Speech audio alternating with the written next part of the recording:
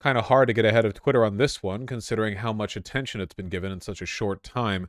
You've probably heard of Brianna Ghey, a trans girl, only 16, who was stabbed to death in England, allegedly a country, found by members of the public at Linear Park in Colchester, Warrington, Cheshire on Saturday. Emergency services were called. She was found lying on a path with stab wounds. Brianna was a trans girl, but detectives said there was no evidence to suggest that her murder was a hate crime. A couple of deets here.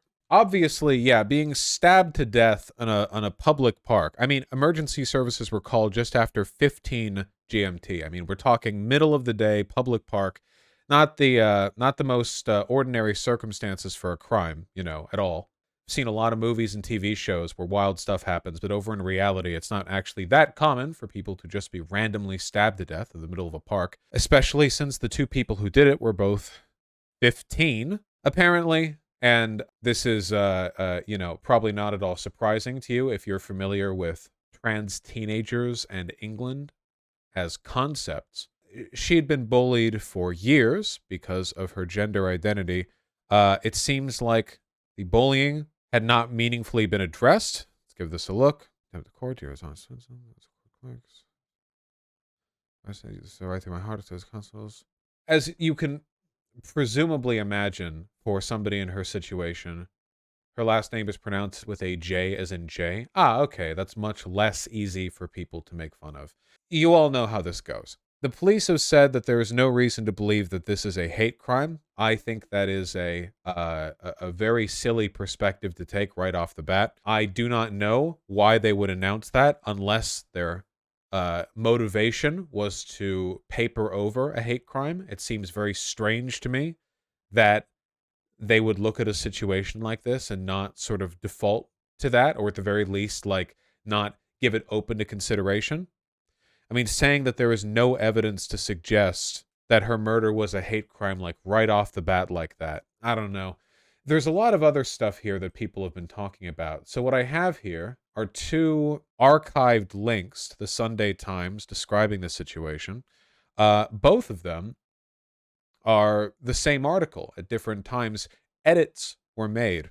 This has since been remended, but the initial article that came out, it seems, referred to her as a transgender teenager, and then edits were made, which simply referred to her as a teenage girl.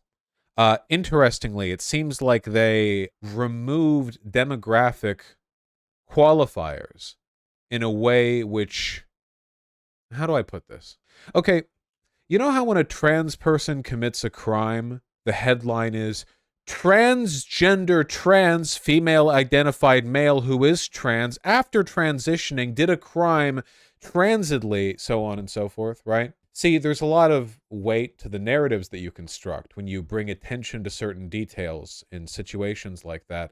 Obviously, if you overemphasize the race, sex, gender identity of a person who's just committed a crime, you're kind of implying there's something to that, On the other hand, obviously, if you downplay or omit demographic information after a crime has been committed against a person, you're doing the exact same thing, just in reverse. You are downplaying the role that their demographic identity had in what happened to them. Apparently, that alteration to the Sunday Times has since been remended, so it got changed and changed again. I don't know the exact details of this. It's also entirely possible that this is some kind of backroom editorial conflict. I'm not trying to suggest that, the police secretly collaborated with the press to, hide all of the information or something. Over in the UK, the press is known to be quite transphobic, and the police historically have not been tremendous allies of marginalized demographics. Brianna Ghey posted on TikTok just hours before she was murdered. She had 60,000 followers on TikTok. Oh, wow. That's quite a lot. At first, they had her dead name. They literally got the info from her optician to find it. Really? Appalled to note the Times to update their article on the killing of Brianna Ghey to remove all references to her being a girl and add her dead name. The Times have restored some of the references to Brianna as a girl and have removed her dead name from the article. Her dead name? When did that... Extremely necessary research being done there from the Sunday Times, you know, like contact every medical expert in the vicinity. Somebody has their medical records. We will find their dead name. Yeah, so to talk about this, to be I guess to be a little more prescriptive here. So, obviously, we don't know that the murder was a hate crime. It is, I think, reasonable to assume. I mean, again, we're literally talking two 15-year-olds like sprinting at somebody, a 16-year-old in the middle of the day in a public park. You know what? Just to satisfy my curiosity, Warrington Park, England. Is it a nice park? I want to know. I will satisfy my curiosity here. Linear Park in Colchester is what it is. Linear Park, Colchester. See, I don't actually have any mental image of what a bad part of town in England is like. Like here in America, I know what it looks like. But over in England, I just imagine a bunch of people with like, I don't know, flintlock pistols and maybe like a cuirass, sort of, you know, or somebody like juggling knives as you walk past an alleyway. I don't know. We don't have guns, silly. Yeah. Colchester Linear Park, warrington.gov.uk. So Warrington's a what? A district? This area looks quite nice. Again, my preconceptions here are mostly American ones, not English ones. But this doesn't really, to me, look like the kind of place where somebody would just randomly have two people sprint at them and stab them to death. That's a good park for us. Well, nice dog. Typical place to get killed in the UK. In the middle of the day? That's normal for a park in Bongerland? Well, that's a lot better than most American parks, I'll say that much. A lot of parks looked at in the UK, including overpasses. Okay, all right, we're off the beaten path here. Now, it's usually a night thing. Overwhelmingly, when people get murdered, especially in public places, it happens at night for reasons that I imagine should be fairly obvious. It is remarkably uncommon for deaths to happen under these circumstances. Officers were continuing to work to trace the weapon and establish a motive for the attack. We'll see. The age of the killer seemed to be 15 or 16. They dumb and bigoted. I'm interested in seeing how things develop. See, the problem is, and one of the reasons why I wanted to talk about this isn't about the actual circumstances of the murder. It was more to do with the general response that we've seen to it. See, this is how things normally go when it comes to hate crimes. It's not often easy or even possible to prove if a hate crime has taken place. I mean, sometimes it's really obvious, you know, like you have a video or pictures or they get caught and they confess. I mean, sometimes you can prove it, but oftentimes I feel you can't. And there's just this lingering uncertainty. Sometimes they'll get prosecuted on hate crime charges after the fact, even if it's never definitively proven. It's just considered likely. And sometimes it seems very likely that it was a hate crime, but it's never proven and it's never like criminally brought up. I don't really know. What I'm, I guess, more interested in is just the discourse around this, frankly. The way people are reacting. It indicates a remarkable level of distrust in both the press and the police, which is not at all surprising. I think those are warranted distrusts from people following the story. But if we take those out a couple steps, how exactly can we reasonably expect the press or the police to offer any kind of insight or clarity into the circumstances surrounding hate crimes if we feel they have a penchant for covering them up? We know how this went with, say, Jim Crow laws in the US, right? Like, black people didn't trust the mainstream white media narrative on whether or not the killing of a black person was justified or not justified. Why would they? They know the system's skewed against them. It would be ridiculous for them to just be like, oh, okay, you know, three black men killed, comma, it was their fault. Oh, okay, well, I knew them and they seemed like nice guys and they were in a sundown town, but yeah, you know, like, they understand that. They're aware of the fact that the distrust is warranted, but they also existed in a kind of parallel society, right? We see this in apartheid. We saw this with Jim Crow here in America. Black people had their own communities and they had their own spaces to discuss and to arrive at conclusions about situations like this. With this Brianna Ghey situation, what is there but just fear and paranoia? Sincerely, I'm asking, what is like the metric? What's the template for moving forward? It might well be that the attack on her wasn't a hate crime. It's possible.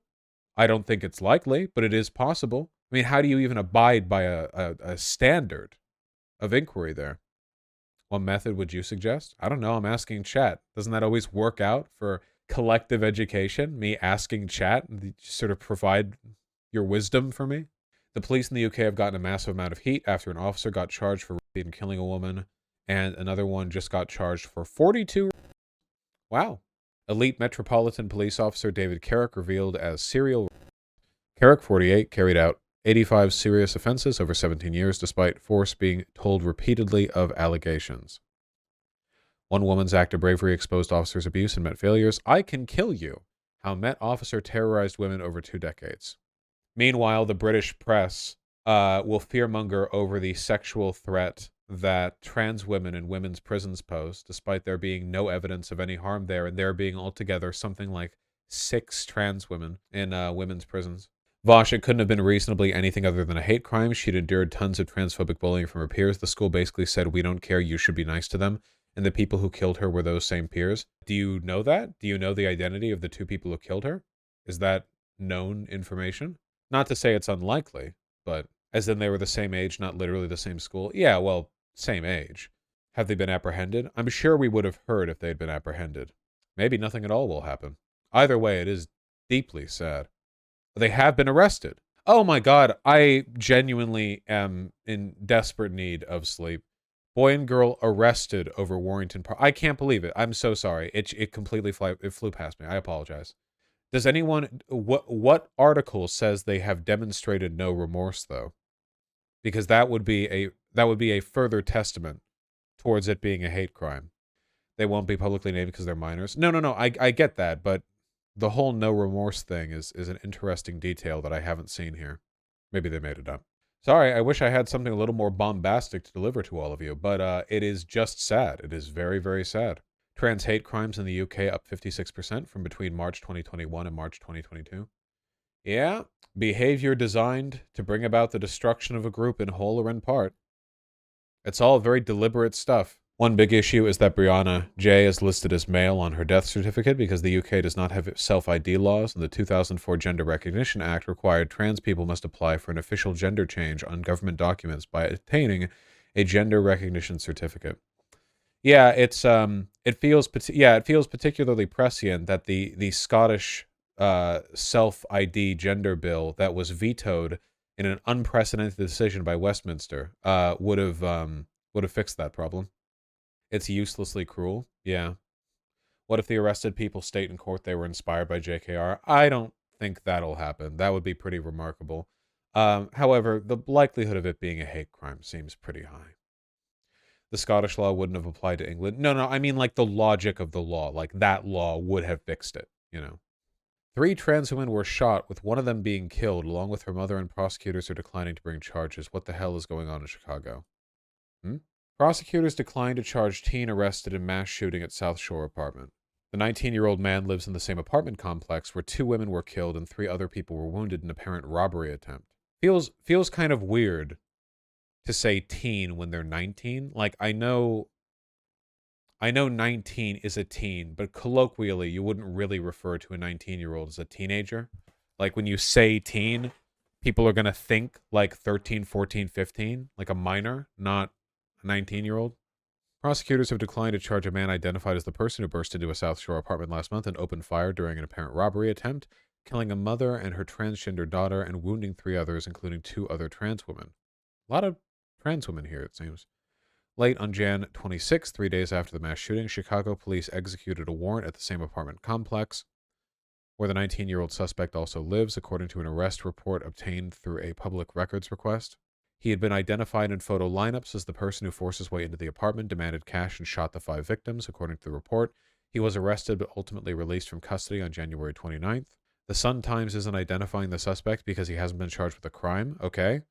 The arrest report shows felony charges weren't brought by prosecutors and the case was marked as a continuing investigation. It was kicked back to police pending further investigation. What? A spokesperson for the state's attorney's office said prosecutors did not approve or reject charges in the case. After a review of the initial information brought to us by CPD, we informed police the additional evidence was needed before a final charging decision could be made. The suspect has 2 pending cases in Cook County Court, a felony count of residential burglary and a misdemeanor count of domestic battery. Is this guy like the son of a senator or something? I don't even have anything to say. It's too confusing. First of all, This doesn't seem like a hate crime, right? If it was an apparent robbery attempt, it seems kind of unlikely. Wait, but then again, was he not at the same apartment? So he would have known them, or at least known about them. But he has a history of crimes, but not arrested? People are being released on bail fairly regularly. Yeah, but he hasn't even been released on bail. Also, they probably wouldn't do that for somebody who, like, murdered one of their own apartment mates. I don't I don't even I don't even know what's going on here. Most competent Chicago Police Department. This, yeah. So one of two things can be happening here. Okay, either that kid has connections, or the police something up massively here and are covering it. It's one of those two. Those are the only two possible things that could be happening. Robbing, shooting 5 people, and murdering one in your apartment, and then 3 days later the police show up in the same apartment. 3 days later, the police show up, and you don't get charged with anything. Any updates? This article is 5 days old. No. The most recent article I see is this one. The police may have been forced to release him without collecting evidence for fat enough, because you can't hold someone indefinitely if they haven't been charged with a crime. Yeah, but that they don't release people for no reason under those circumstances. Like, if they arrest somebody on, like, suspicion of murder, but they haven't found enough evidence yet to, like, fully lay the charge, they don't just release you until, like, the evidence gathering part of laying out a charge can take a long time. The district attorney, the prosecutor, just has to be confident enough to lay a charge at your feet, or at the very least to, like, hold you on suspicion. Option 3, it could just be they're poor and the victim was a trans and ethnic person. The cops don't care. No, I don't actually think it was that. The police love cracking down and arresting poor people who kill other poor people. That's the entire way they maintain, like the new Jim Crow school to prison pipeline bullshit.